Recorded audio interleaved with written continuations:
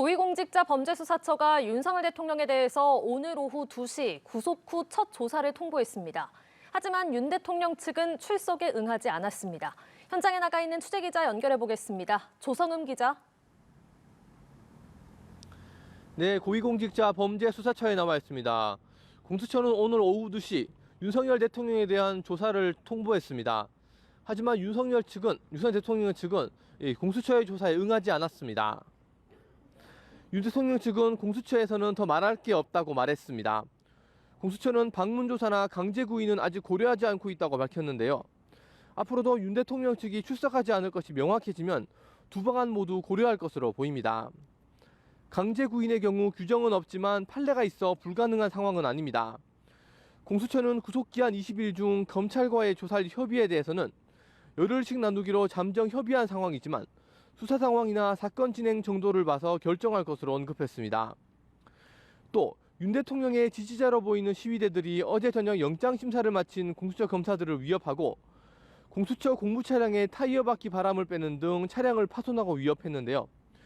공수처 관계자들은 수사팀에 대한 신변보호 요청도 검토해봐야 할 문제라고 밝혔습니다.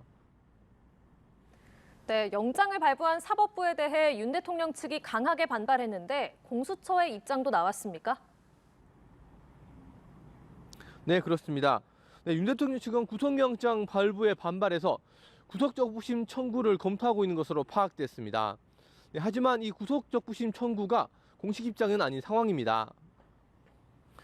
구속적부심은 서울중앙지법에 신청할 것으로 보이는 가운데 보증금 납입 조건부 석방 등 가능성 역시 남아있는 상황입니다.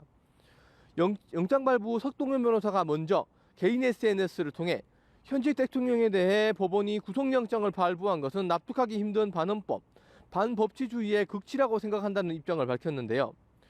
뒤이어 윤 대통령 측은 대통령 변호인단 명의의 입장문을 통해 사법부의 판단을 존중한다는 말조차 차마 어려울 정도의 엉터리 구속영장이 발부됐다고 주장했습니다.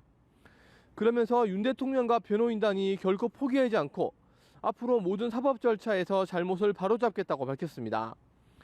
이에 대해 공수처는 강한 유감을 표했습니다. 적법한 절차에 따라 영장을 발부받았고 이는 범죄 소명이 전제 조건이라고 말했습니다. 또 영장 발부에 대해 납득하기 어렵다면 사법 시스템의 불복 절차를 따르라면서 사법 시스템 내 해결 노력 없이 법치를 부정하는 입장은 심히 유감이라고 덧붙였습니다. 지금까지 공수처에서 전해드렸습니다.